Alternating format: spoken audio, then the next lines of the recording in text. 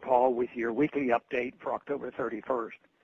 It is not too often that I am pleased by the foreign policy announcements from this administration, but last week's announcement that the war in Iraq was in its final stage and all the troops may be home for Christmas did sound promising. I have long said that we should simply declare victory and come home. It should not have taken us nearly a decade to do so, and it was supposed to be a priority for the new administration. Instead, it will be one of the last things done before the critical re-election campaign gets into full swing. Better late than never, but examining the fine print, is there really much here to get excited about? Are all our men and women really coming home, and is Iraq now to regain its sovereignty? And at this time of economic crisis, are we going to stop hemorrhaging money in Iraq?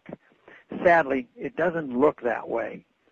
First and foremost, any form of withdrawal that is happening is not simply because the administration realized it was the right thing to do.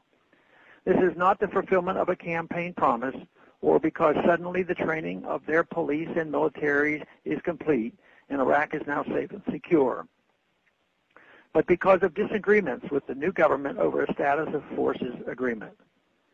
The current agreement was set up by the previous administration to expire at the end of 2011. Apparently, the Iraqis refused to allow continued immunity from prosecution of our forces for any crimes our soldiers might commit on Iraqi soil. Can you imagine having foreign soldiers here with immunity from our laws and Constitution, with access to your neighborhood? Some 39,000 American troops will supposedly be headed home by the end of the year. However, the U.S. Embassy in Iraq, which is the largest and most expensive in the world, is not being abandoned. Upward of 17,000 military personnel and private security contractors will remain in Iraq to guard diplomatic personnel, continue training Iraqi forces, maintain a situational awareness, and other functions. This is still a significant American footprint in the country. And considering that a private security contractor costs the U.S. taxpayers about 3 times as much as a soldier, we're not going to see any real cost savings.